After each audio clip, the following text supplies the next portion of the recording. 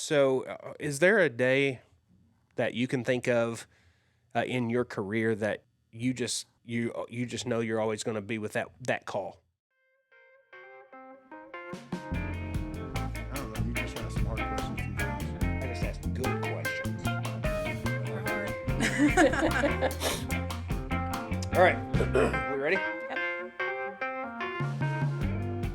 All right, welcome to Chief, Cap, and Chap. I'm Jason, the chaplain. This is John, the Chief? No, I'm just joking. The captain. Chief is, as we like to say, on assignment, right? We're excited for you to join us here, Season 2, Episode 3 of Chief, Cap, and Chap. And remember, you can always email us, chief.cap.chap@gmail.com. Did I get that right? I believe so. All right. If not, Josh will correct it somewhere here on the video. Hey, we're excited today. We haven't had a chance to have anybody in from communications. And so today we're here with Lexi and Angie. Thank you guys so much for taking some time out this afternoon to spend some time to talk about what you guys do in the public safety realm. I was thinking on my way over here today, what would I say about communications and specifically these two, because I've known these two for a long time. And I was thinking, like, you guys are a group of people that are very rarely seen, but always heard, right? That's Man, that's good. That was really good. Thanks, John. I appreciate that, buddy. I was kind of thinking the same thing, too. Early this morning, I was like, how would I describe dispatch to how a police department, fire department, EMS, what part is that within the big wheel or the body of it? And really it came to mind, like, you guys are like the central nervous system of first responders, police departments, fire departments, EMS, because without that, your arms don't move. You know, the machine won't work. The legs don't move. You know, you can't talk, anything. You guys, you get the calls, you get the first initial call, you dispatch the officer, you dispatch the ambulance, fire trucks, and then once you dispatch them, then you maintain who's there and the records and times and all of these things. Meanwhile, guess what's happening? There's other emergencies and other phone calls, and you're dispatching other people, and then maintaining that as well as like what they're doing and recording everything that they're doing. So when you look up the definition of multitasking, there is a picture of a communications officer next to that. That is the true definition of multitasking for sure. For sure. So we have a lot that we're going to talk about today.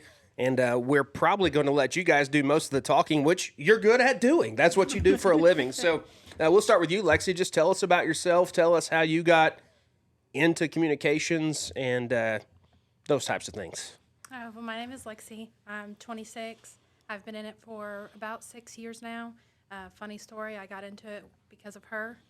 Started at Scott County about 5 years ago, and I've loved it ever since. It's the calm and the chaos, and I like the challenge and the constant. You never know what's about to happen next. Yeah. So your role is communications officer for Sykeston DPS. Correct. Okay. Angie, tell us a little bit about you, how you got into it, those types of things. I'm Angie. I'm older than 26. I've been in this for about 21, almost 22 years. I was a single mom and was looking for something that was a steady income and guaranteed that I was going to have all the benefits, and started at the sheriff's office, went to Chaffee PD for a little bit, and then my home here is, I consider this my home center. I was here for 10 years, left to go run, be the director for Scott County, come back after, well, I come back part-time here, and now I'm a full-time 911 director for the county, the entire county of Scott County, for the 911 board. Yeah, so, Lexi, why communications? Why did you, I know you said Angie kind of got you into that, but what was it about this role that drew you to it? I didn't like where I was before. It was complacent. Yeah, I don't have that here. You never know what kind of day you're going to walk into. It's the constant. You're going to have a fire. You're going to have an ambulance. You're going to have this and a mixture of all of it. You just don't work the same day twice. And we're nosy. And Yeah. we want to know what's going on. Okay. So what is your favorite part of doing what you do? Is it that there's something new every day, or Just, it's nice to be able to help people. I'm one of those introverts, though, so I don't like to be right in the middle of it, but I can be behind the scenes and still get you the help that you need. yeah? Well, good news. Nobody's watching this today, so you'll be okay. Angie, what about you? What I know you've been in this for quite some time. What was it that drew you to public safety communications work? I think a lot of it was the not knowing what was really going on at that point. I didn't know what it was when I first started. And then once I got into it and I realized that I got paid, I've had several of my employers tell me, I pay you to be nosy. Like, I pay you to find out everything that's happening. I want you to find it all out. And so once I realized that I was that behind the scenes person that got to know and tell the police officers where to go and was their backup and was EMS and fire backup, that's what I wanted to do. I'm not one to want to be. I didn't ever want to be a police officer. I don't want to be an EMT or medic or firefighter, be out there in the field. I don't need to be face to face with you. I want to be behind the scenes and be the one to direct you on what you need to do.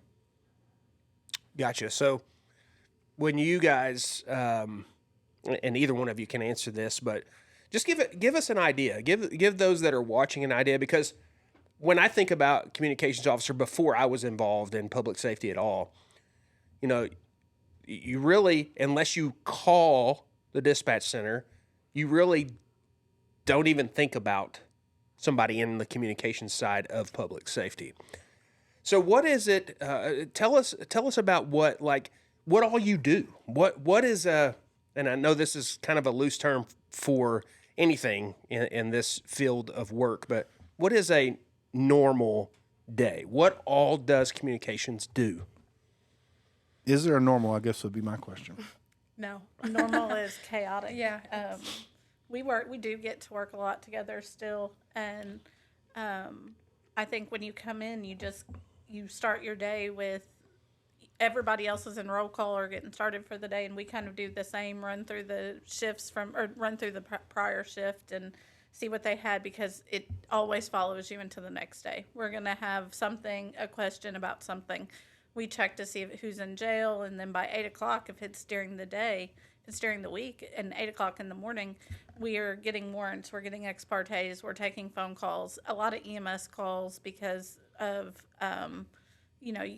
you go to wake someone up, or they wake up at 8 o'clock in the morning and they need EMS, or people going to work and end up in wrecks, or fires happen. And so from 7 o'clock on, from the time we clock in on, but I would definitely say like that 8 o'clock hour is that next phone call, you're going to go crazy for a while.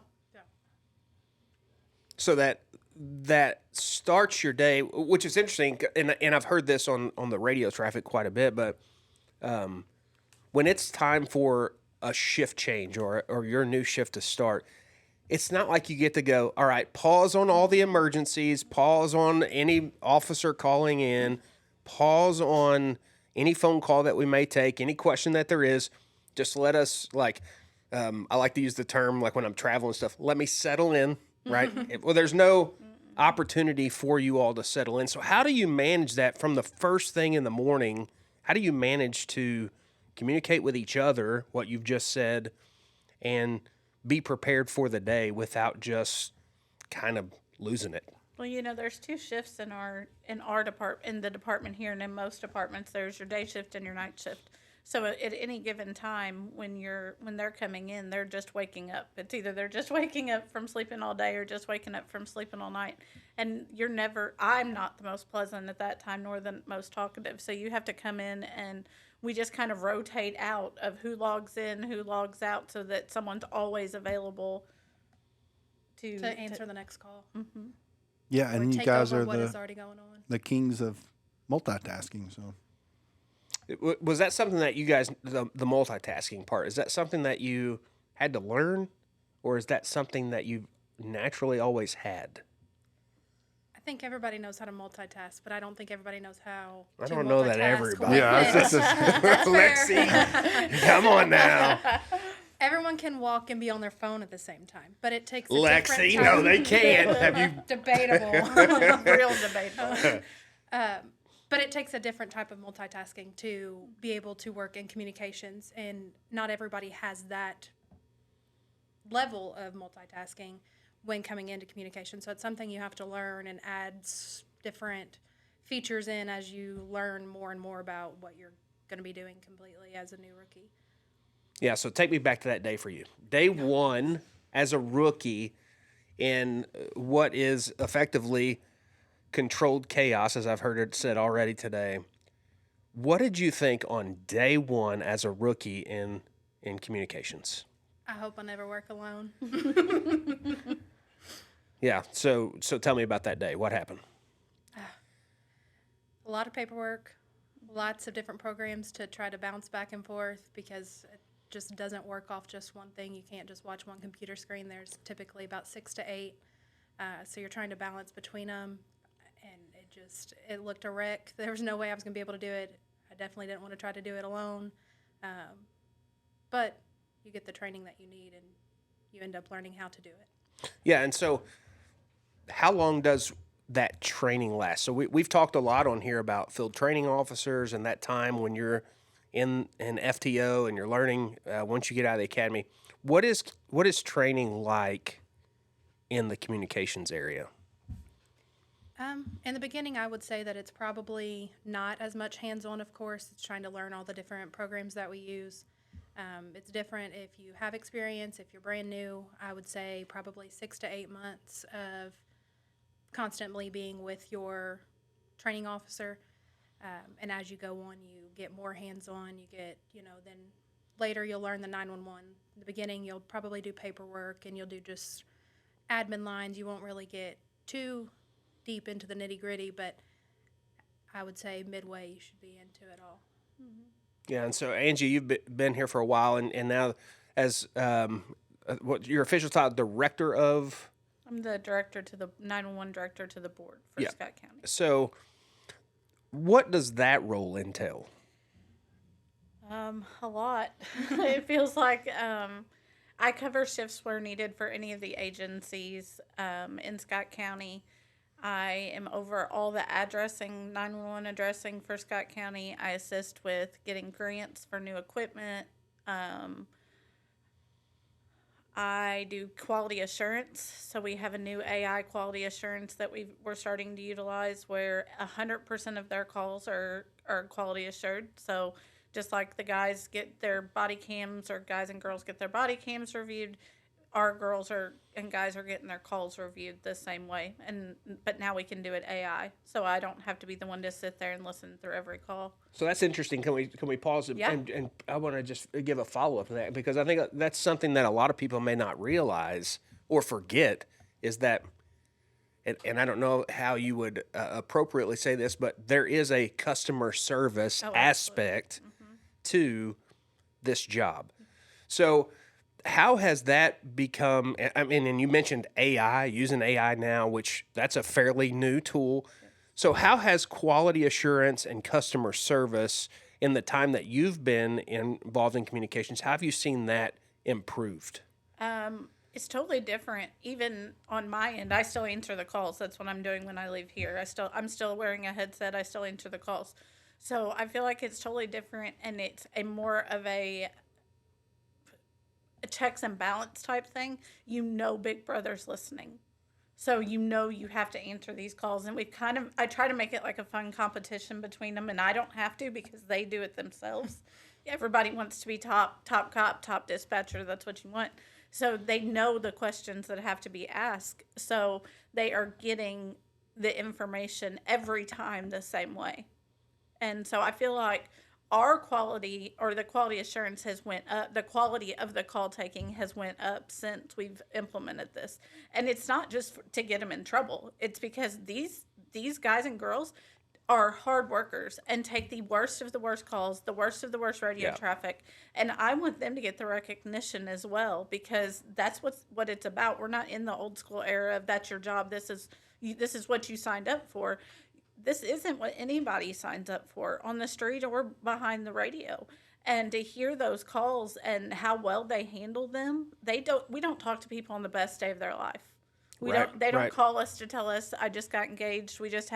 They may tell us they just had a baby, but we don't get the everyday great news calls. So I want them to be recognized as well, and they need that backup to tell them, hey, this is where you did good. This is where we can do better, or you did amazing on this call. And we need more of this. Yeah. So, Lexi, how do you feel as a communications officer about that aspect of what you do? The aspect of it's going to be heard. I'm gonna have accountability for how this is. I mean, does that add pressure? Does that make it better? What does that type of thing do for you as the officer? I would say in the beginning it probably added a little bit more pressure, but now after having it for a little bit, it only helps us improve. We don't really get to go back and play a call to do it ourselves to see what we sounded like, or, oh my goodness, we could have asked a different question, or something we didn't get. Now it is helping us ask those out-of-the-box questions that you typically wouldn't think of, or to help responders that are responding have a little bit of an idea of what they're walking into. If somebody's brand new, they probably wouldn't think to ask all of those type of questions because we're not the ones responding. Yeah. So having based off of the questions that are asked and the information that it wants you to grab, it's helped us all think a little bit further out, not only for our sake, the caller, but the responders as well.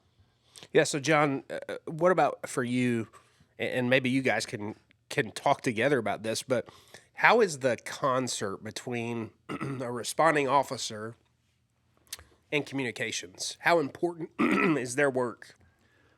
It's funny that you mentioned that question because our new academy class that just started, we are discussing traffic stops and radio communication procedures. And the first thing that I mentioned to them before we even really got into it was always be respectful to dispatch and, maintain a professional tone. Don't have a condescending tone on the radio, no matter what they say to you or what they want you to do. I said, because if you upset dispatch, they can literally ruin your day for the next 12 hours. So, and we try to explain to them and train them just how they do things and the reasons why they do them, and explain to them, yes, they're going to have you, they're going to require certain information from the officers that are on scene, just like they are the people that call in, and the reasons why they're asking that information. Because say an officer responds to an emergency scene and the dispatch needs to relay medical information. Do they need air evac? Do they need additional ambulances? So dispatch is going to ask you questions like, how many vehicles are involved? How many patients do you have? And I think it's important that they know that it's not just because dispatch is being nosy. Like, I want to know what this is going. I mean, you mentioned that we were nosy, but there's a reason why they're asking that information, because they are not only responsible for the officers, that resource on scene, but they're also responsible for bringing more resources in. One of the big things that I told them too was, and I know this is officers a lot of times will call into dispatch and they'll give their badge number and they'll radios, they'll say, 230 Sykeston. And I'm like, give them time to answer. Okay. They could potentially be answering another 911 call or, talking to fire on a different radio channel. Give them time to answer. Don't immediately start, calling them again, give them time. So, the important thing as an officer to know is, it's important to know what the dispatch does. Used to back in the day, before we moved into the new building, occasionally officers would have to cover dispatch. If the dispatch need to go take a break or, warm something up in the microwave, get something to eat, use bathroom, whatever, an officer would have to actually cover dispatch for them. And I'm going to tell you, the few times that I did that as an officer, even with, years on the street and experience and being in all these different types of situations, that was the most extremely stressful situation for me just because it was so overwhelming. And, I was very grateful when you guys came back and sat down and took back over. I think on the other side of that is what we try to teach them as training officers is to remember what they're doing on the street as well. You're on a vehicle stop. Okay, right now they're walking up, they're making contact, they're touching. Why are they touching the car? Why are they doing this? We're trying to explain that to them as well, so they know why there's wind in the mic or why you may be a little short with us because you're out with somebody that's irate, or it's not directed at us. It's by any means, majority of the time, it's not directed at us. It's there, you all are going through things on the street or fire scene or whichever EMS, whatever it is, that we don't know about. So as training officers, we try to make sure that they see it from that point of view as well. And that's why we encourage ride-alongs and to get them out of the center and to see what's going on out there in the real world. Yeah, for sure. You know, there's just in Sykeston DPS, the police division side, the guys working the street at any given time, at a minimum, you know, you might have 5 or 6 officers working, handling calls, and that can fluctuate all the way up to like 10 or 15 or 20, given different times of the day or night or whatever. And so I think officers need to remember you're not the only officer just in Sykeston working. That's not counting. You dispatch for Scott County Sheriff's Office, and they'll have 3 or 4 or 5, 10 deputies working too. So it's like, you know, there are a lot of other people out there, so just don't get focused on yourself only and what's going on at your scene. Be patient, and when you're communicating to dispatch, it's important for them to know that. Yeah, and I think what you mentioned earlier is something that, again, using this as an opportunity to get information to the public for this podcast, when somebody has to call you by calling 911, when they're making that phone call, it's an intense moment. If you have to dial 911, right, you're in a situation that you have adrenaline flowing, or you're in a desperate situation, whatever the case may be, it's a difficult moment. And then you're answering the phone, you guys are answering the phone and having to gather information from this person that is having maybe one of the worst moments in their history of their life, gathering that information, then communicating that information to all that need to respond to help this person that's having the worst moment of their life. So if you were able to have like a public forum where you could sit down with everybody that could potentially have to call 911, and you could say to them, okay, when you call 911, here are the most important basic things that we're going to ask you, and we need for you to be able to tell us no matter how high of a stress moment that is for you. What would those things be? Location. The location always. We can't get you help if we don't know where you're at. And my house doesn't work. No. Okay, where's your house? What's your house? Where's your house? Sykeston. We're at in Sykeston. Kathleen Street. We're at on Kathleen Street. I'm on Main Street. I'm on 61. We need exact location of where you are. And then we need to know if you need what you need. What is going on right now in this moment, not your story for 20 years. Like, we need to know exactly right now what's going on. So I mean, those basic 2 things, like to me, that offers comfort knowing that if I ever have to call 911, I need to be prepared to just say, okay, here's where I'm at, or here's where the emergency is, and here's what I need, right? I mean, anything else that you would add to that? I think based off of what you say the emergency is that's where we would ask all the further questions. But number one thing is give me your location every time. You can hang up afterwards if you want, but I can always get somebody to your house for any type of emergency. It doesn't matter what it is. I will send everybody. But if I do not know where you're at and you're bleeding from your head, I cannot get you EMS just because you told me you're bleeding from your head. I have to have an address. I can send police, fire, and EMS to your house all at one time, and it may just be something small that only needed a police response. But with that location, we can get you whatever you need. But without that, we can't do anything. So where does technology come into play with that then?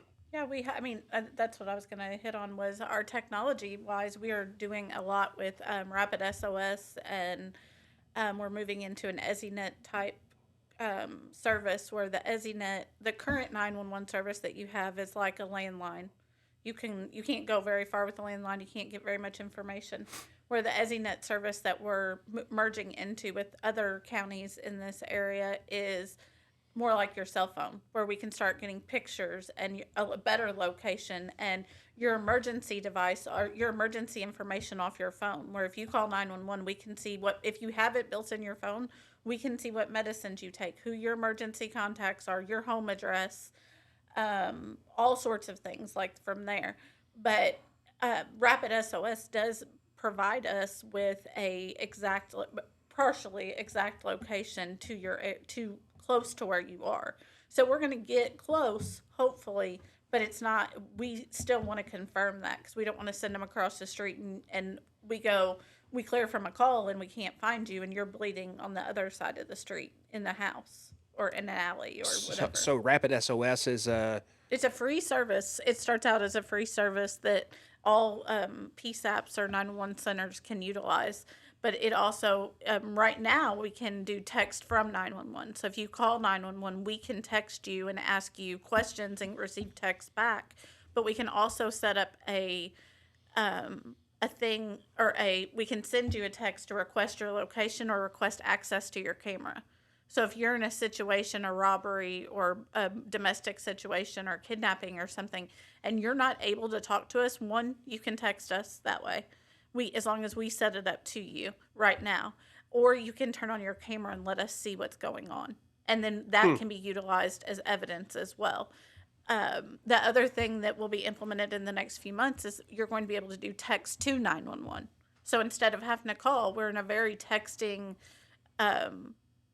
group of generation, and they'll be able to text us the information. Of course, we want you to call. Call's better than text, but if you can't call, you can text, and we'll have that set up and start doing some public service announcements on that within the next few months. Well, that's interesting. Technology really has seemed to be moving quickly in this profession. And one of the things that I think another piece of technology that I never had thought about until a couple of years ago when we had a motor vehicle accident, and this technology went into play, and it ended up actually being a difficult situation, and that is like the Life 360 stuff. So how does that come into play with what you guys do? It helps, but I don't think that in my years of service I've had a whole lot of Life 360. I've had one incident where Life 360 notified a family member and they contacted. Thankfully, a passerby had already called in that call, but I haven't had very much experience with Life 360 personally. Not just with Life 360. Our daughter had a car accident and Life 360 came into play. But as far as you also have your internal car, your OnStar and things like that, we get calls from OnStar or Apple. If you fall too hard, your watch will call. We get some of those. We get that more than anything. And what that gives us is it's just a constant recording of your latitude and longitude. So that's another aspect that we've had to implement and make sure that we're training on is how you do latitude and longitude. So then you have to call the person back. Are you okay? Yeah, I think we had one the other day that their phone fell off the back of their car and called 911. So they were fine, but at first it was reported as a motor vehicle accident. So Life 360 is great. I will never say not to get it. I'm a huge advocate for it. We just don't see that as much as we see OnStar or all the other apps that you can have inside your car because it's an automatic crash detection. Yeah, and with a situation like what you mentioned, when Life 360 notifies a family member and then they feel like they need to then call communications, again, I think it is helpful for people to know, like you guys don't get that information from Life 360. Correct. Right, you would have to. Not necessarily. It depends on what they've purchased. Like, I think their packages, you have to have a Notify 911 package. Where OnStar, if you have a new car, it's even if you're not a subscriber, you get that information. Gotcha. So, again, just for them to be aware, like if you have a family member that has you guys are in the Life 360 world, and you get notified that they've been in an accident, for you to call communications and say, I need information, is going to be not necessarily helpful to make that call and could actually take somebody off the work that they're doing for that particular instance. Right. We've had incidents where when you have an accident, let's say, or a field fire, you get 75 calls about one thing. a stranded motorist or whatever it is, you're getting every call from every person that drives past there pretty much. So it doesn't help when I understand calling your family members and saying, hey, I've had a wreck, or Life 360, saying that. But you calling and saying my daughter's had a wreck, but I don't know any information, and we're on the phone with your daughter, we've had to put her on hold or not answer her call or whatever that looks like, because you're in Illinois calling us and your daughter's in Sikeston, and it doesn't, that hinders their response time. Not only that, but I would assume, and I don't know this, but I would assume there's some confidentiality Right. that goes into that, where somebody, not just anybody, can call and go, my Life 360 went off for my kid who says they're in Sikeston. And We can only take the information and tell them we'll check the area.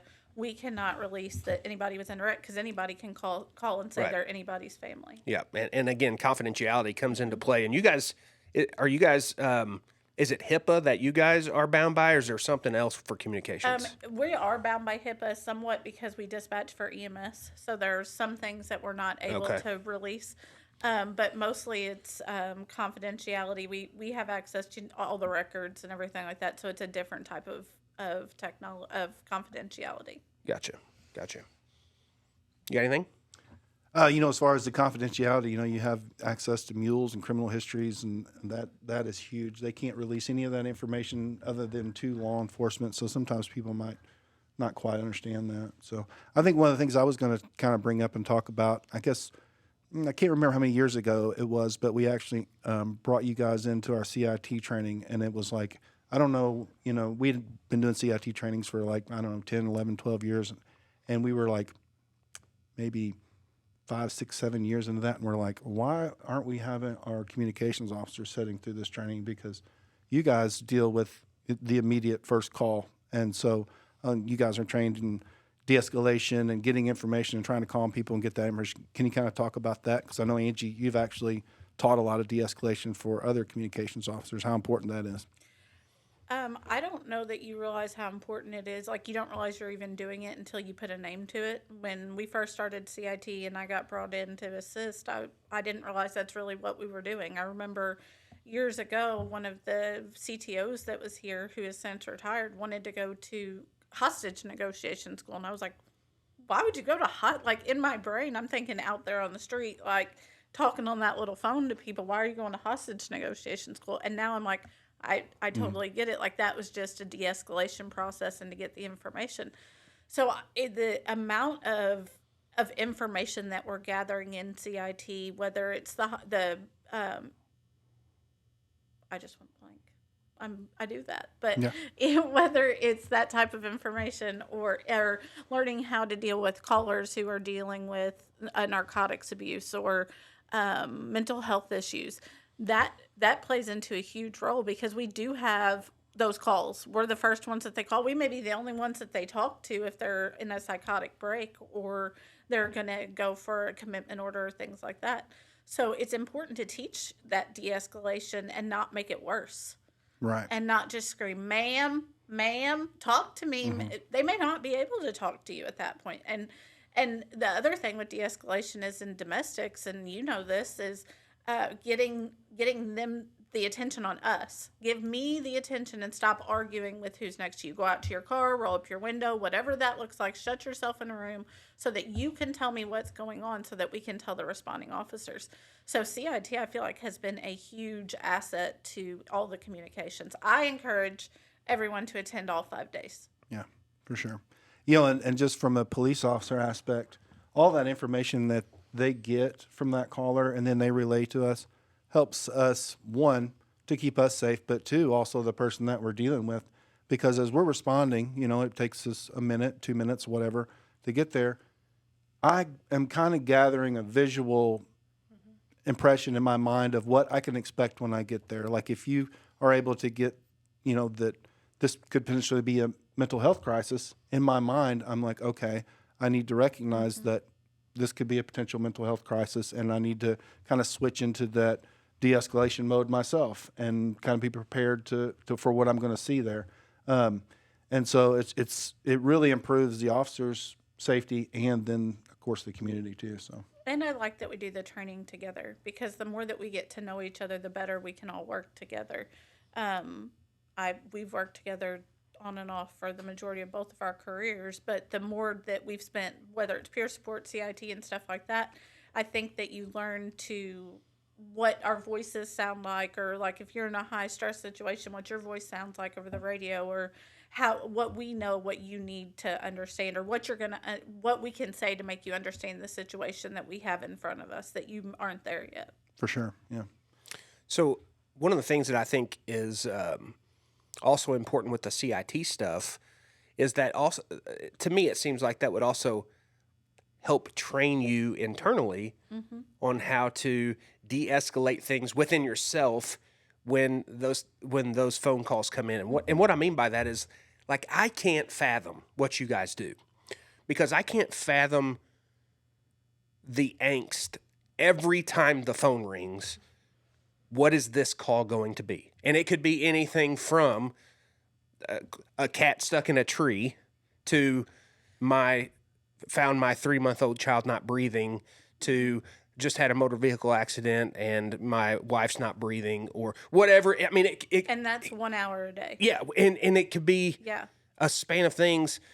So how do you manage the stress of hearing the phone ring and not freaking out? That's the best way I can ask that. I want to hear what she says first. In my brain, I just think that the faster that I answer it, the less time I have to stress about what this call could be. And the faster that I answer it, I can get that person help if need be, whatever's behind that call. Unfortunately, it doesn't, when the phone rings, we all have the same ringtone for 911. It doesn't say anything specific, or, there's nothing that highlights this is a more priority call than this one that's over here ringing. They're just all lines that just keep popping up and popping up and popping up. And they could all be related. They could all be separate. Just the faster that I get it done, the faster I can get somebody there to get them help. And afterwards, then I just move on to the next one, take a breath, keep going. And as long as I got somebody help, I feel better.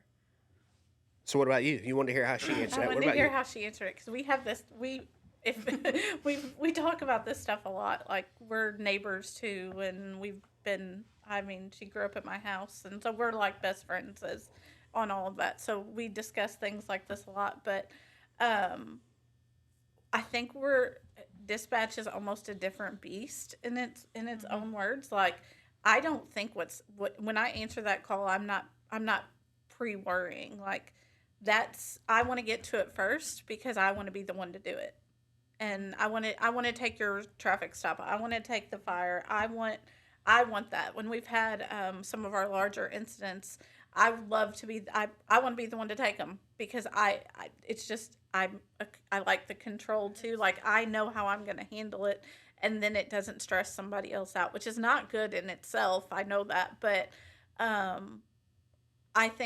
don't know that I think about what I'm answering. Going through my brain, I just know that somebody else I have their phone's ringing, and I need to make it stop. And the faster I can make it stop, the faster I can get people help, no matter what that is, and move on to the next call, because our calls don't stop. Right. Well, and it sounds like, we talked about this on the last podcast about doing what you were created and called to do. Oh, absolutely. And I think that probably too comes into play with what you do when that phone rings. You don't sit there going, I don't know if I'm supposed to do this or not. You, in this role, this is what I was made to do. Absolutely. This is why I'm here. So I would assume that also gives you some gusto to answer the phone, knowing that, I guess, you're 100% certain that somebody needs help. Right. You're 100% certain about that. Sure. Or they think they do. Well, that's what I was just going to say. Or they think they do. And so how do you manage, because the cat in a tree thing? There's no skeletons of cats in a tree, is what I was told a long time ago. Well, but cats go up, they come down. But for somebody, that's an emergency. They said, yes, I need help. What do I need to do? Call 911. And we get that. And so how do you manage the emotions of the phone rings? All right, here we go. I was made to do this. We're going to help somebody who is in desperate need, life-saving situation. 911, where's your emergency? You know, at my house, what's the emergency? Cat's in the tree. How do you manage to control your emotion and also gracefully help that person? They're human, Yeah. just as much as we are. That is the worst day of their life. Yeah, that's their that's baby mean. in the tree. I mean, we both have dogs, so I can say like, but at the same point, we have to be able to be tactful enough to be like, "Ma'am, I'm sorry. There's nothing that we can do. The cat will come down. You know, if it doesn't, We recommend putting, Putting- different put things, food put or- Sure. food or treats or something like that. Right. But we always have to maintain that composure, as Yeah. much as it may seem as not an emergency, but it is to them. to them it's an emergency." Yeah. They don't understand that there could be a fire, and that fire truck isn't able to just go Sure. get their ladder out and take care of the cat that's in the tree. They're fighting a structure fire that's somebody's house. They don't understand those things. So to keep your composure and know that they're human and that is what they think is an emergency. Yeah, I to mean, them I've at had that calls moment. of kids have threw other kids' shoes on power lines. Well, you need to come get it down. No, I'm sorry. That's not what Right. we do. And those calls turn out the worst for us. I mean, we get the most backlash off of those. We're not loved by any means the majority of the day. So when we're in complete control for the 12 hours of the day, by the time we get off, we don't want to think about where we're going to eat or anything. We just want to go home and not be on the phone and chill. Yeah, and I think that is what is one of the things that I love about our communications team is still personable. Like I can still have a conversation with all of you guys, and knowing that you've just been in a high stress situation, you're going into a high stress situation, you're taking phone calls from things that don't really meet the qualification for emergency, but they are somebody's emergency that day, and you guys love what you do, and you're willing to still show grace and show mercy to people. And to me, when I think about what you guys do, that is the heart of what you do. Is you realize at the end of the day, you're in a caring for people business, right? And you've been created to do this. And so, but that also doesn't mean that days aren't hard. So is there a day that you can think of in your career that you just remember? You can't let go. You can't shake it. You just know you're always going to be with that call.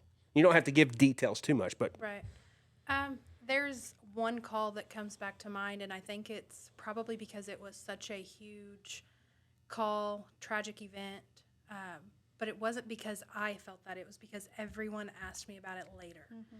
They seen the huge event. Were you working that? Did you have to answer that call? Did you have to do this? Did you have to do that? And that is why it stays with me. And it's probably not the greatest thing that I just don't think about it. That's kind of how I just keep going with the next one. I think it's easier for us not to think about it, and I know what call she's talking about, and it's easier for us not to think about it because I know, and she knows she handled that call to the best of her ability. The outcome isn't necessarily what we wanted, but she handled that call to the best of her, exceeded the best of her ability, and everybody got there. Our people were safe. They did what they needed to do to finish the call. The outcome was not great. I mean, it obviously was not, but I think that helps us. I think that either of us would still have calls weighing on us if we didn't know if we handled them correctly, and an outcome could have been changed. yeah. And so you've been doing this for how long again? Right on 6 years. And you've been doing this 21. for 21. So in 21 years, what about you? Do you have the call? My first 911 call. It was personal, so I mean you don't know what you're answering, and I wasn't 911 trained at the time, so that's why I'm so big on training. I wasn't 911 trained at the time, and I took a 911 call that was very personal from someone that I went to high school with, and it was not a good outcome. But I think sometimes the calls that I didn't answer stick with me longer. I mean, we've had some tragic events in the last few years, and the ones that I didn't answer that I've come in and helped on, sometimes those are the hardest ones. Yeah. I think I know the call you're talking about. I think you actually called me that night. So do you see yourself doing this the rest of your life? 100%. 100%. Without a doubt. What is it that keeps you going every day? that you're confident in that? Because I asked that to see how confident you would be in that. You know, some people would say, There's absolutely nothing else. I went to nursing school, surge tech school. I was a waitress. We both done hair. We've both waitressed. We've done a lot of the same things, and nothing fills my cup. And even on the end of a bad day, I still want to come back the next day. Same for you? Yeah, I agree. Yeah, that's pretty incredible. What about the relationship between the officers? I know we talked a little bit about that when you called, but like it can be easy to think that those two groups of people, officers on the road, detectives and those types, are over here, and then you have communications over here. But that's not the case. We're not treated like that. There's this relationship that's talk about that. It's like that in other departments. I mean, I can honestly say that, but it's not like that. We are a team. If I pity the fool, for less of a better words, that treats a dispatcher bad, because we're not going to be able to get to them first. These guys get to them. The firefighters get to them. The EMTs, the medics, they're not going to let it fly. We're everybody's little sister, big sister. We're everybody's mom. We're the ones that get taken care of, but the same goes opposite. I can pick on these guys all they want, and I can tear them apart for some crazy thing they say on the radio or whatever that looks like. But at the end of the day, whether it's a work issue or a personal issue, they're my family. They're my go-to. Not just this department. I mean, I don't feel like with anybody that in this, I can only really speak for this county, but I mean, we're family, and like I can pick on you, and I've picked on John, and I mean we've had our it's pretty easy. We've had our love-hate sure. relationships in the past, and there's several people who you're going to have that with working together in stressful situations, as long as we have, or the amount of stress that we do go under. But at the end of the day, I'm their top fan, and they're mine, so I don't have a doubt of that. I just have a couple other things that I want to talk about, and this is kind of a follow-up to what you just said, because I have the opportunity to listen to radio traffic regularly because I have the radio on. And one of the things that I have never been told, but I have maybe understood this in listening to radio traffic, is you guys take responsibility for the officers. Absolutely. And you take that responsibility serious. So is that something that is taught, or is that something that you naturally go, okay, I've sent the officer, now I'm responsible for that? And what I mean by that, to give an explanation, they have, you guys have a set up when an officer's on a vehicle stop or on a situation where you do checking their security. Mm-hmm.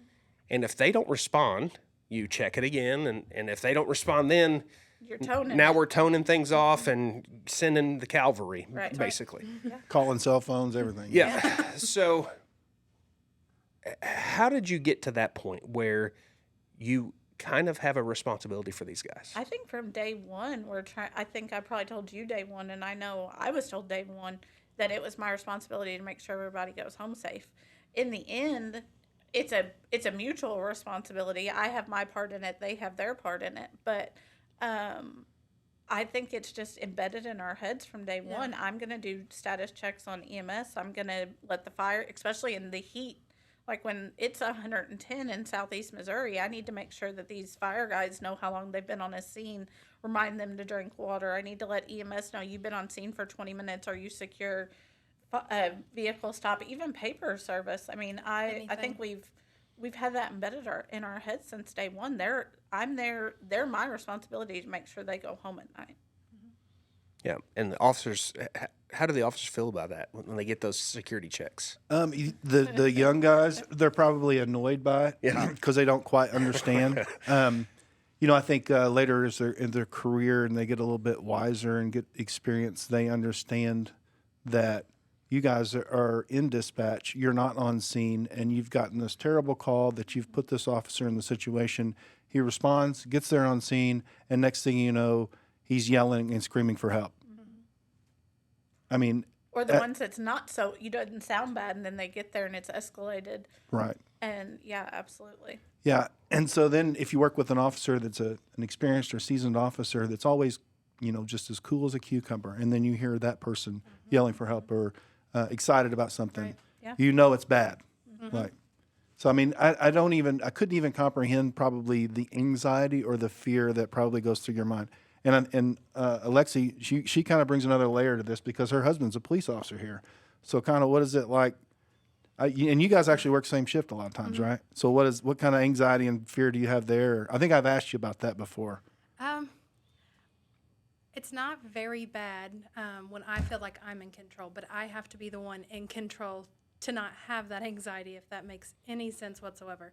There has been a time where he wasn't answering the radio. His partner couldn't find where he was. And thankfully, Life 360 was the only thing that I could send his partner to get him where he was because it was a newly developed street. He couldn't figure out where it was. And thankfully, Life 360's coordinates, I was able to send to that officer to get to him. But I trust him. He can handle his own. And if I'm on this side of it, I feel confident enough that I can handle it as well and make sure that he gets home and everybody, it's not near as bad as it could be. Kind of a comedic comment to that would be like, what's it like to be able to tell your husband what to do and where to go every single day for 12 hours a day, and he has to do it? Is that nice? I win. You do. That's the thing. And it's like I was kind of talking about earlier with our new officers and the guys in the academy. Dispatch always wins. You guys, you tell them where to go, when they're going to get there, or, how they're going to get there and who they're going to talk to when they get there. So I think it's important that young officers know that you guys can ruin their day really quick. I feel like there should be at least one in that academy that knows that. Yeah.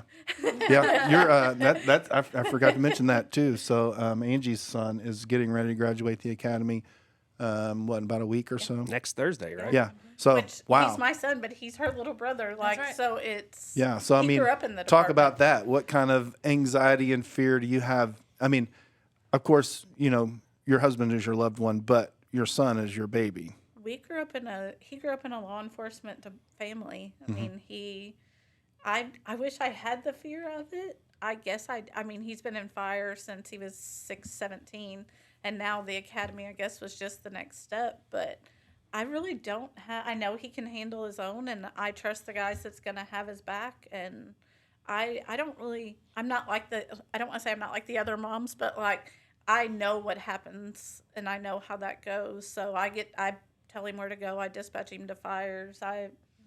He calls me to tell me about academy stuff, and I'm like, that's how, yeah, okay, we'll talk about that. I mean, he sent me his taser video. I'm like, I didn't get to pull the trigger. But at the end of the day, you just have to have confidence that I know I raised him right. I know integrity is going to take over. He's going to handle that type, and he can handle his own. He's perfectly capable. Yeah.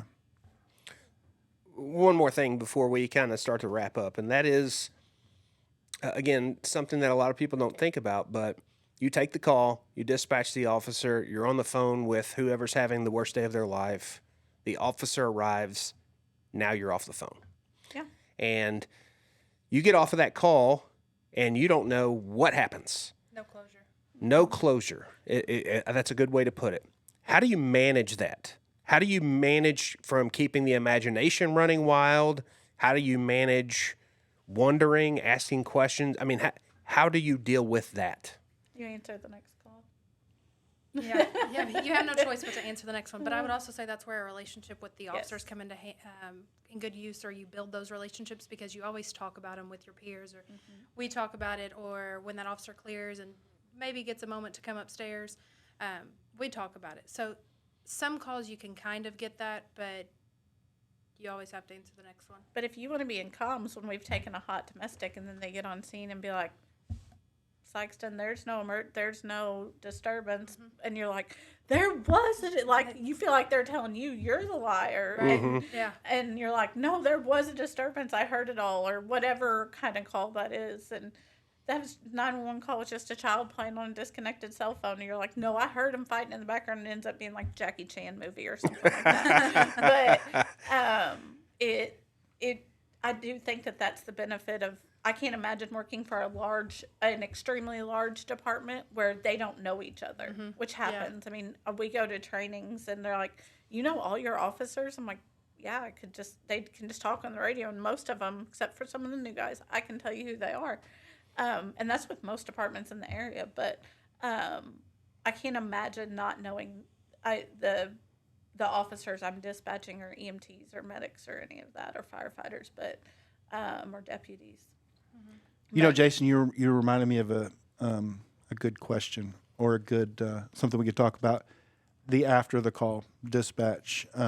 Not necessarily knowing what happened, especially if it's like a traumatic event. And something that we can kind of lead into is I feel like we've gotten so much better with is our peer support and debriefing. So now, it's kind of like, back years ago, we didn't really include y'all so much. And so now Angie's actually part of our peer support team. And so we've gotten a whole lot better in including dispatch into that debriefing and that after the call thing. So. Yeah, I think that's been. I'm glad you pointed that out. I was just going to say that. I think that's been very helpful when we say phrases like peer support. What we do is we have the opportunity to do debriefs after a critical incident, and in those debriefs, basically, we are doing a mental health checkup. Just how's everybody handling it? Are you sleeping? Are you eating? And those types of things. And it's not tactical. It's just stress management. And since we've started doing that and inviting communications into that, it is amazing to me the way that in those debriefings, to watch communication and the officers that work the incident connect as they're telling the story. Again, not to get into details or anything like that, but just to be able to be in the room when those questions that you're talking about that you have, they come out and the officer goes, well, here's what happened. And you go, oh, well, that makes sense now, right? It's really incredible. So peer support, I think, has been a huge asset, not only for communications, but also for the officers and their relationship with getting that information together. So it's really great that you're a part of this peer support team and helping with doing that. And it's really great that you're an advocate to the rest of communications, because I imagine that's a hard thing for some of those communications officers, especially if they've been doing it for a long time. It's new, it's different, right? Yeah. How does that challenge what happens? I've walked in, and initially, of course, people look at me as the county director. So if I walk in, I'm like, I'm peer support. First of all, I'm a county director. I'm not going to be the one to get you in trouble or anything like that. But first of all, I'm checking your well-being. Do I need to take your headset? Do I need to work the console until we can get somebody here? But my thing is to stay with them from beginning to end till I make sure they get home. Whereas, like Captain Broom's thing, maybe that when he goes to the scene, he's not leaving them. He's not leaving the officer. That's his scene. My scene's comms. So I don't go to the scene, but I'm behind the scenes again. Initially, there's that scare tactic. So that's one reason why I teach a class, and we have a basic 40 that all dispatchers have to take within so many months of hire. And one part of that I teach is what peer support looks like. Because I know that the biggest fear for anybody, especially in public safety, is the unknown. And if I'm coming to you and after a horrible, horrible incident that you've worked, and I'm telling you, hey, come with me for a little bit, they think they're not coming back. They've done something. They immediately they're running that call all through them. Well, I want to take that fear away. And I want them to understand that I'm taking you to a de-escalation, or I'm taking you to a briefing. It's not a brief. We're not going to go over all your details, but we can go over whatever you want. And I'm going to be with you until the end. I'm not leaving. And I am a huge advocate, and both of you, all three of you know this, that dispatch needs to be involved in every debriefing on peer support. They shouldn't have a separate one they were part of that call too. Right. And they're like, well, what if they don't need to hear it? Well, we didn't need to hear the call to begin with, but we heard it, so we need to know the outcome. So I'm huge on that, but I'm very grateful that our peer support team feels the same way. It's not obsolete for us to have comms in there, obviously, because I'm on the peer support, but I want to take that fear away for them, because I've walked into the older dispatchers and they're like, what do you mean I'm going to go with you for a little bit and we're going to talk? And I mean, we were in it together, and I was like, we're just going to go sit and you're going to hear it from the beginning, and we're going to run through everything. And this isn't a time to be angry. You can be angry, but they're not screaming and yelling at you. They're not asking why you didn't do this or that. Right. It's just us to talk and work through things and make sure you're okay. Yeah, a couple of the critical incidents that I've been through and was involved in, dispatch when they came in, and during that initial debriefing, the biggest benefit for me in those debriefings is each officer and dispatcher can fill in pieces, and you have a grand idea of what happened, but maybe there might be events in there that maybe you don't recall just because of the extreme amount of stress you were on. And actually, a couple of the incidents I've been involved, the communication officer was the person that filled in those missing pieces for me and helped me understand how the whole event transpired. And if you weren't there as a communication officer, I would have never known that. Right. Yeah, that's really good. I mean, at the end of the day, I think it's safe to say we're very thankful for you guys. We're thankful for the fact that you and your team is committed to serving this department, serving this community. You work hard. I'm biased, but I think you're the best in the world at it, personally. So I want to say thank you for that, and I hope everybody listening just gets a little insight today of some of the things that you guys go through, because I'm certain that they don't even think about it. Not in a negative way. They just don't think about it until you have to make the call. A lot of the times, the people that call, especially in mental health crisis, will want us to be there on the scene. Well, you're coming to get me, or you're doing this and that. And you're like, no. Or they think we're officers, and we're like, we're communications officers, but we have no authority on that side of it. So, And I think a lot of people think that when you call 911, it goes to one centralized dispatch center amongst the whole U.S. Yeah. And just in Scott County alone, there's 2. Right. So when they call, they think that, I can transfer you all the way to Texas where your loved one is having that emergency. Unfortunately, we can't. No. So not a lot of people realize that your phone is routed to where you are at, not where the emergency is. Yeah. Well, that's good. I hope that you guys don't quit. Press on. Keep going. I know you said you don't plan on quitting, but I'm in it hear me long say, now. don't quit. Press on. We need you guys. This team needs you guys, and we're very thankful for you. Anything else from you today, Bub? No, I just echo what he said. Very appreciative for everything you've done. I feel like Sykes and DPS has always had a fantastic dispatch. I mean, even back in the days when we were literally pen and paper and talking on it. Yes. I mean, we have always been very, very fortunate, this department, to always have an outstanding communications department for sure. Yeah. Thank you guys so much for being here today. Thank you so much for tuning in to Chief, Cap, and Chap. And again, if you want to send in questions or you have show ideas, email us at chief.cap.chap@gmail.com. And until next time, as Tigger always says, John, take the high road. See ya.